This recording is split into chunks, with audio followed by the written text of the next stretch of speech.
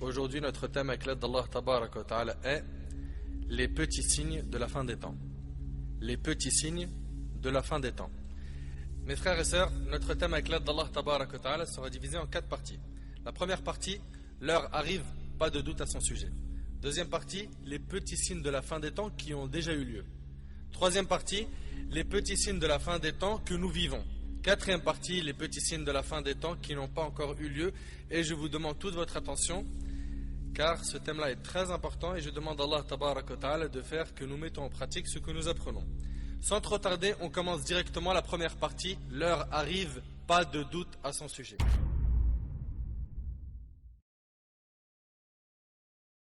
Ceci est un message d'alerte. Des débris de petite taille devraient percuter le nord de l'État de New York et la ville C'est pas là où d'Ottawa on au est? Canada. Cherchez un abri immédiatement. Ne restez pas à l'extérieur. Il s'agit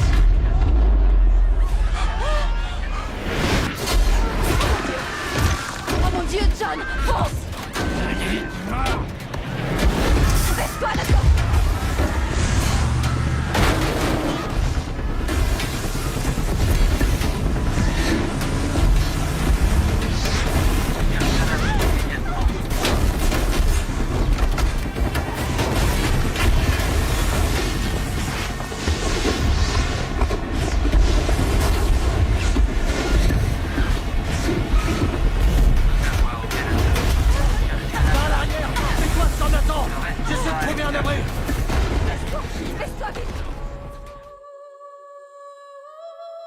Sachez que ce que nous allons aborder aujourd'hui n'a pas pour but de passer le temps.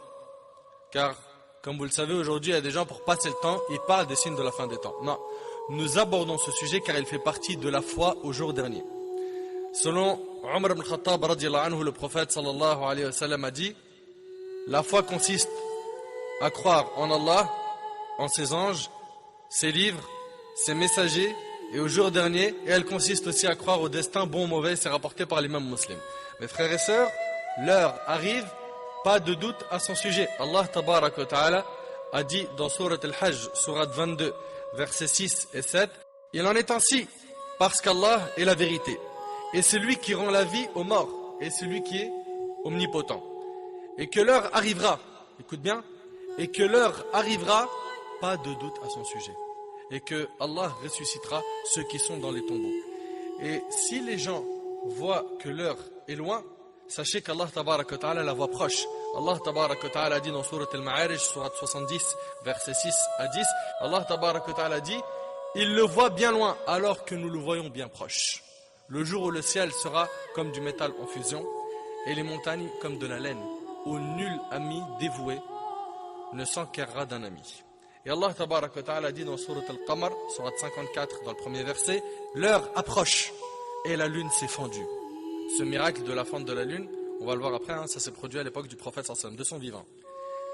Et Allah Tabaraka wa Ta'ala dit dans Surat Al-Nahl, Surat 16, dans le premier verset, l'ordre d'Allah arrive, donc l'heure arrive. Ne le hâtez donc pas, gloire à lui, il est au-dessus de ce qu'on lui associe. Allah Tabaraka wa Ta'ala, en parlant de la proximité de l'heure, a utilisé le terme demain. Il a utilisé le terme demain pour montrer que c'est proche. Allah Azza wa Jalla a dit dans Surat Al-Hashr, Surat 59, verset 18, ô vous qui avez cru, craignez Allah, que chaque âme voit bien ce qu'elle a avancé pour demain. Et craignez Allah, car Allah est parfaitement connaisseur de ce que vous faites. Ce qu'il convient de remarquer, c'est que le restant de la durée du bas monde est minime par rapport à ce qui s'en est déjà écoulé. Clair? Ceci comme si l'on fixait un long terme à un personnage endetté et que par exemple le délai de remboursement était de 50 années.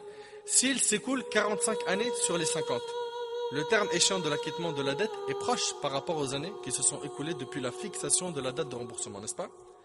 Les nobles hadiths prophétiques ont fait allusion à cette réalité que nous venons d'éclaircir. Dans Sahih al-Bukhari et Muslim, il a été rapporté de Abdullah ibn Umar radiyallahu anhuma que le prophète sallallahu alayhi wa sallam a dit: votre terme par rapport aux communautés qui vécurent avant vous est comparable seulement au temps compris entre la prière du Asr et le coucher du soleil. Vous suivez? Et sachez que seul Allah Tabaraka wa Ta'ala connaît la date exacte de la fin du monde. Aucun ange ni aucun prophète ne sait quand sera la fin du monde. Il n'y a qu'Allah Azza wa Jal qui a cette connaissance. Allah tabaraka wa ta'ala a dit dans Sourate Al-A'raf, écoutez avec moi ces nombreux versets que je vais citer. Je commence par ce verset qui est dans Sourate Al-A'raf, Sourate 7, verset 187. Allah tabaraka wa ta'ala dit, il t'interroge sur l'heure. Quand arrivera-t-elle? Dis, seul mon Seigneur en a connaissance. Lui seul la manifestera en son temps. Lourde elle sera dans les cieux et sur la terre, et elle ne viendra à vous que soudainement. L'heure elle va venir soudainement. Il t'interroge, comme si tu étais averti. Dis, seul Allah en a connaissance, mais beaucoup de gens ne savent pas.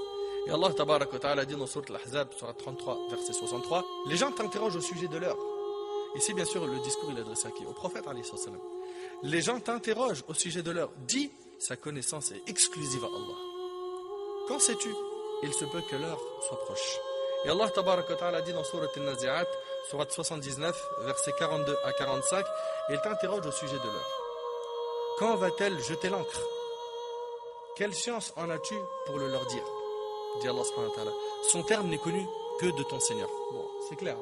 Il n'y a qu'Allah tabaraka wa ta'ala qui sait quand aura lieu la fin du monde. Son terme n'est connu que de ton Seigneur. Tu n'es que l'avertisseur de celui qui la redoute. Le jour où ils la verront, il leur semblera n'avoir demeuré qu'un soir ou un matin. Allahu Akbar. Et d'après Omar ibn Khattab radiyallahu anhu, un homme dit au prophète sallallahu alayhi wa sallam, informe-moi sur l'heure de la résurrection. Cet homme c'était qui? Ici dans le hadith c'était Jibril alayhi salam, qui était venu sous forme humaine. Celui qui est interrogé n'en sait pas plus sur elle que celui qui l'interroge. Ça c'est ce qu'a répondu le prophète. Le hadith il est rapporté par un musulman. De ce hadith on voit que la meilleure créature qui a existé sur terre ne connaissait pas la date du jour du jugement.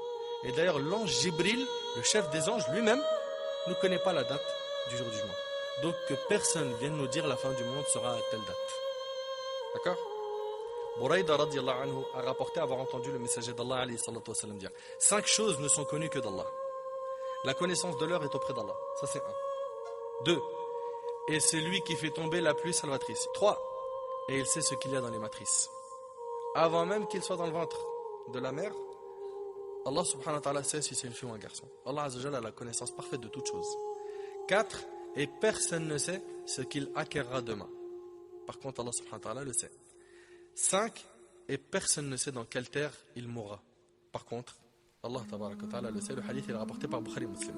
Mes frères et sœurs, une personne pourrait se dire, quelle est la sagesse dans la dissimulation du moment où l'heure arrivera et où la résurrection aura lieu? C'est quoi la sagesse dans le fait que nous on ne sait pas c'est quand le jour du jugement? La réponse est, sa dissimulation est liée à la convenance de l'âme humaine. Le moment de sa venue est inconnu, et cela afin que celui dont la nature est saine soit toujours sur ses gardes. Il fait toujours attention. Je ne vais pas faire ce péché car je peux mourir et après la mort il y a ceci et cela. Hein? Il a peur. Le fait qu'on ne connaît pas la date fait qu'on a peur de tomber dans les péchés et d'avoir une mauvaise fin. Et j'aimerais conseiller mes frères et sœurs en leur disant, arrêtez de vous prendre la tête sur la date exacte de la fin des temps. Le pire, c'est qu'il y a des livres pleins de mensonges sur ce sujet. Des hadiths qui sont inventés sur le sujet. Des fois, les gens vont parler de ce sujet avec des hadiths authentiques, mais sans retourner à l'explication des hadiths. Donc il va venir expliquer ça, selon sa compréhension. Et à cause de leur mauvaise compréhension, ils s'égarent et égarent avec eux. Si tu veux te prendre la tête sur quelque chose, c'est pas sur la date du jour du jugement, c'est sur les œuvres que tu vas présenter à Allah subhanahu wa ta'ala après ta mort. D'après Anas ibn Malik radiyallahu anhu, un bédouin interrogea le prophète sallam. Il lui a demandé quand l'heure se manifestera-t-elle. Le prophète sallam lui a dit, qu'as-tu préparé pour son arrivée? Voilà l'essentiel. L'essentiel c'est ça. C'est pas la date, c'est toi, qu'est-ce que tu as préparé pour ce jour? Tu sais que tu vas mourir. Qu'est-ce que tu as préparé pour ce jour? L'homme, comme s'il avait honte, répondit, je ne lui ai pas préparé d'abondantes prières, ni beaucoup de jeûnes, ni d'importantes aumônes, mais j'aime Allah et son envoyé. Le prophète sallam lui a dit, tu seras avec ceux que tu as aimés. Anas radiyallahu anhu, qui rapporte le hadith, dit, nous n'avions pas été autant heureux, si ce n'est le jour de notre conversion à l'islam, comme ce jour où le prophète sallam a dit, tu seras avec ceux que tu as aimés. Et c'est rapporté par Bukhari Muslim. Donc, le plus important, c'est pas la date. Le plus important, c'est tes œuvres. Tes œuvres, soucie-toi de ça. Et combien de fois on a entendu la fin du monde, ça sera telle date. La fin du monde, ça sera... C'est vrai ou pas? Il n'y a qu'Allah subhanahu wa ta'ala qui connaît cette date. Ça fait partie de notre croyance. Si Allah Azzawajal a dissimulé à ses serviteurs le moment de la venue de l'heure, il leur a néanmoins fait connaître des signes indiquant son arrivée imminente. Allah Tabaraka wa Ta'ala a dit dans Sourate Muhammad, Sourate 47, verset 18, qu'est-ce qu'ils attendent sinon que l'heure leur vienne à l'improviste.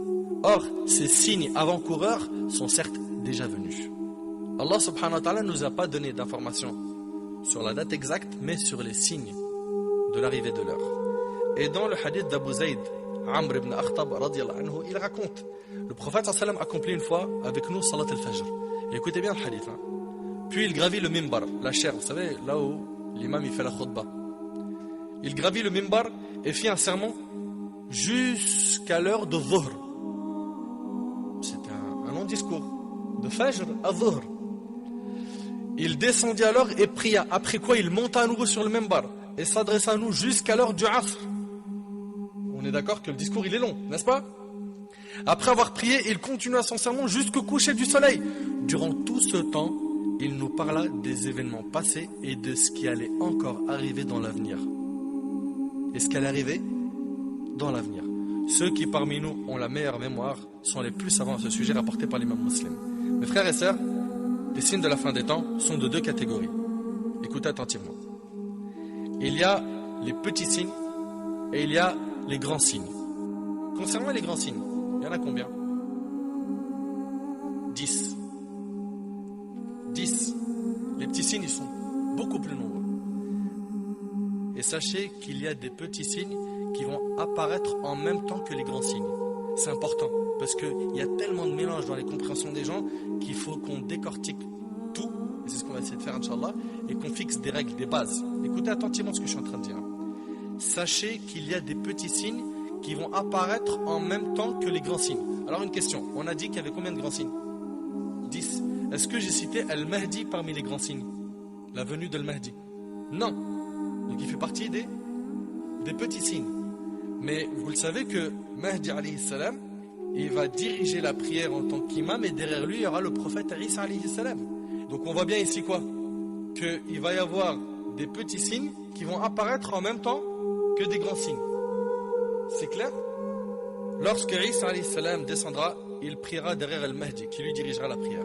Alors qu'il fait partie des petits signes comme on a dit. Et qui dit la descente d'Isa alayhi salam dit Al-Masih ad-Dajjal sera là. Car c'est Isa alayhi salam qui le tuera. Et une autre chose qui est importante, c'est qu'il y a des petits signes qui vont apparaître après les grands signes. Il y a des petits signes qui vont apparaître après les grands signes.